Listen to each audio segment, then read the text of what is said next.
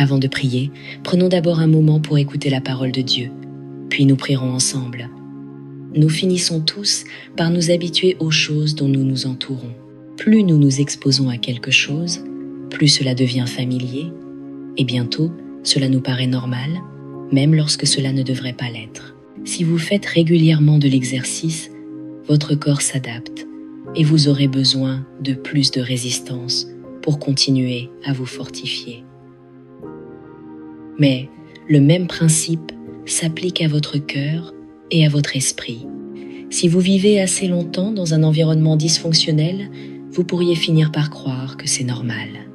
Ce qui autrefois vous mettait mal à l'aise peut commencer à sembler naturel. Même si vous êtes entouré de personnes qui utilisent sans cesse des paroles dures ou méchantes, avec le temps, vous risqueriez de vous désensibiliser à ce langage. Vous risqueriez même de ne pas vous rendre compte du moment où vous commencez à parler de la même manière, absorbant leur négativité comme si c'était la vôtre. C'est exactement ainsi que le péché agit. Au départ, le péché n'est qu'une pensée, quelque chose de furtif qui traverse votre esprit. Cela semble petit, insignifiant, quelque chose que vous ne feriez jamais réellement. Mais si vous l'entretenez, si vous ne le rejetez pas immédiatement, il demeure, il prend racine. Avant même que vous ne vous en rendiez compte, la pensée se transforme en action, et l'action en habitude. Et lorsque le péché devient une habitude, votre cœur commence à s'endurcir. Les choses qui autrefois vous reprenaient, celles qui vous faisaient sentir le poids de la faute, commencent à sembler plus légères, moins graves. Votre conscience, qui autrefois faisait retentir l'alarme quand vous sortiez de la volonté de Dieu, devient plus silencieuse. Vous commencez à rationaliser. Ce n'est pas si grave, tout le monde le fait. Dieu comprend. Ce qui autrefois paraissait être une offense sérieuse envers Dieu peut lentement devenir quelque chose que vous justifiez comme une simple erreur. Mais le péché n'est jamais une simple erreur. C'est une déformation, une séparation, un détournement du cœur même de Dieu. C'est pourquoi il est si important de porter un regard honnête sur soi-même. L'examen de conscience n'est pas facile. Il demande de l'humilité. Il exige la volonté d'admettre là où nous sommes tombés. Et c'est quelque chose que j'ai dû faire dans ma propre vie. J'ai dû m'arrêter et regarder au-delà de mes excuses, au-delà de mes justifications, et me poser véritablement la question: est-ce que mes actions reflètent vraiment ma foi? Est-ce que mes paroles s'alignent avec la parole de Dieu? Est-ce que je cite des versets bibliques sans pour autant vivre selon eux? Ma vie ressemble-t-elle à celle de quelqu'un qui marche vraiment par la foi? Il y a une grande différence entre dire qu'on suit le Christ et vivre réellement d'une manière qui l'honore dans chaque domaine de sa vie. Je veux vous encourager à prier et à demander au Seigneur d'ouvrir vos yeux afin que vous puissiez examiner votre cœur. Car lorsque vous laissez le Saint-Esprit vous corriger, il le fera, et il le fera dans l'amour. Il vous convaincra, révélant les domaines où vous devez changer, mais vous devez être disposé à écouter. Vous devez être prêt à reconnaître que vous ne pouvez pas vivre ainsi. Vous ne pouvez pas prétendre connaître Dieu tout en choisissant de vivre en dehors de sa volonté. Vous ne pouvez pas dire que vous aimez Jésus tout en gardant de la rancune contre quelqu'un dans votre vie. Vous ne pouvez pas l'appeler Seigneur tout en entretenant secrètement le péché dans votre cœur. Vous ne pouvez pas mélanger Dieu à votre vie comme s'il n'était qu'une partie de celle-ci. Il doit être votre tout. Dieu n'est pas quelqu'un qu'on prend à la légère. Il n'est pas un Dieu qui tolère un cœur tiède. Vous ne pouvez pas avoir un pied dans le monde et l'autre dans son royaume. Jésus le dit clairement dans l'Apocalypse, chapitre 3, verset 16. « Ainsi, parce que tu es tiède, ni chaud ni froid, je vais te vomir de ma bouche. » Ce ne sont pas des paroles douces, ce sont un avertissement, un appel à se réveiller. Prenez un moment pour réfléchir à ce que vous tolérez dans votre vie, car ce que vous tolérez, vous finirez par l'adopter, et ce que vous adoptez, vous finirez par le devenir. Dieu ne vous a pas appelé à lui appartenir en partie. Il ne vous a pas demandé seulement une portion de votre vie. Il désire tout de vous. Vivons donc dans la crainte révérentielle de Dieu. Examinons nos vies à la lumière de la vérité de sa parole. car la vérité est que les choses que nous laissons entrer dans nos cœurs nous rapprocheront de lui ou nous éloigneront davantage.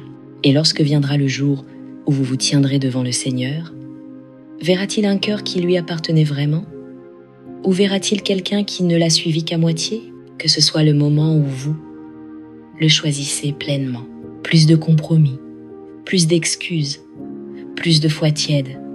Que ce soit le moment où vous dites « Seigneur, je suis entièrement à toi ». Maintenant, prions. Père céleste, tu es puissant, tu es saint, tu es bon au-delà de toute mesure. Ta puissance est sans limite, ta sagesse insondable, et ton amour dépasse toute compréhension humaine. Il n'y a personne comme toi, Seigneur. Nul ne peut se comparer à ta grandeur, nul ne peut égaler ta majesté. Je te rends grâce, Père, pour ta miséricorde qui se renouvelle chaque matin et pour ta grâce qui me soutient chaque jour. Seigneur, je veux vivre pour toi. Je veux que ma vie t'apporte gloire. Je veux être un vase d'honneur, mis à part pour ton dessein, purifié et affiné pour ton usage. Mais je reconnais, Seigneur, que je suis imparfait, faible, et que j'ai besoin de ton nettoyage. Je ne peux pas y parvenir par moi-même. J'ai besoin que tu me purifies, que tu me laves, que tu arraches tout ce qui ne s'aligne pas avec ta sainteté. Je dépose à tes pieds mes échecs, chaque erreur, chaque regret, chaque faiblesse. Je t'abandonne tout. Je ne veux pas porter le poids de mon propre péché. Je veux être libre dans ta présence. Seigneur, façonne-moi, transforme-moi, affine-moi, jusqu'à ce que je sois totalement soumis à ta volonté. Fais de moi un vase pur et agréable à toi. Je confesse les paroles que j'ai prononcées et qui n'étaient pas bienveillantes, les pensées que j'ai entretenues et qui n'étaient pas pures, les actions que j'ai posées et qui ne t'honoraient pas. Pardonne-moi, Seigneur, lave-moi, enlève toute trace de péché, toute impureté, toute habitude qui m'éloigne de toi. Crée en moi un cœur pur, ô Dieu, et renouvelle en moi un esprit droit. Aide-moi à marcher dans l'obéissance à ta parole. Je t'abandonne mes désirs, mes ambitions et mes projets. Je ne veux pas bâtir mon propre royaume, je veux bâtir le tien. Déracine mes rêves égoïstes et remplace-les par ta volonté parfaite.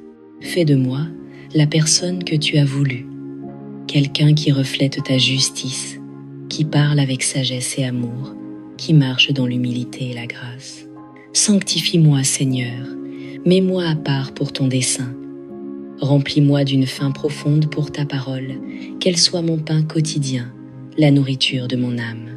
Rapproche-moi de toi dans la prière, afin que mon cœur soit accordé au tien. Qu'il y ait moins de moi et plus de toi dans chaque domaine de ma vie. Que mes pensées soient centrées sur toi, que mes désirs s'alignent sur ta volonté. Utilise-moi, Père, pour être une lumière dans ce monde de ténèbres. Aide-moi à être un exemple pour ma famille, mes amis et chaque personne que je rencontre. Que ma vie reflète ton amour et ta vérité si clairement que les gens soient attirés vers toi. Que mes paroles apportent encouragement et guérison. Que mes actions soient remplies de bonté et de grâce. Que ma présence porte la paix qui ne vient que de la marche avec toi. Saint-Esprit, allume en moi un feu pour adorer Dieu de tout mon cœur. Ne permets pas que je devienne tiède dans ma foi. Donne-moi une passion inextinguible, un désir de sainteté qui ne puisse être compromis. Donne-moi la force de marcher avec assurance dans la foi, de tenir ferme même quand le monde s'oppose à moi. Ta parole m'appelle à porter du fruit, à refléter ton esprit dans tout ce que je fais. Alors, Seigneur, que ma vie porte le fruit de l'esprit, un amour patient et bienveillant, une joie inébranlable face aux circonstances, une paix qui surpasse toute intelligence, une patience qui supporte les épreuves sans se plaindre, une bonté qui reflète ton cœur, une droiture pure et sincère, une fidélité inébranlable, une douceur qui reflète ta miséricorde, une maîtrise de soi qui me garde dans la justice. Que ces fruits soient visibles dans ma vie, Seigneur, afin que ma vie soit un témoignage de ta grâce. Merci Père, pour l'œuvre que tu accomplis en moi, même quand je ne la vois pas. Je crois que tu me façonnes, que tu m'affines, que tu me prépares pour de plus grandes choses. Merci pour la promesse que toute chose concourt à mon bien. Je me confie en toi, Seigneur, et je proclamerai ta bonté tous les jours de ma vie. Je t'abandonne tout, entièrement. Mon cœur, mon âme, mon esprit, ma force. Que chaque partie de moi t'appartienne. Que ma vie t'apporte gloire, maintenant et pour l'éternité. C'est dans le nom puissant et précieux de Jésus-Christ que je prie. Amen. Si cette prière a touché votre cœur, écrivez « Amen » en signe de foi. Je prie pour que chaque bénédiction contenue dans cette prière repose maintenant sur vous, au nom de Jésus. Et si vous avez besoin d'une prière particulière, n'hésitez pas à nous le dire dans les commentaires. Nous serons honorés de prier pour vous. Que la grâce et la paix de notre Seigneur Jésus-Christ soient toujours avec vous.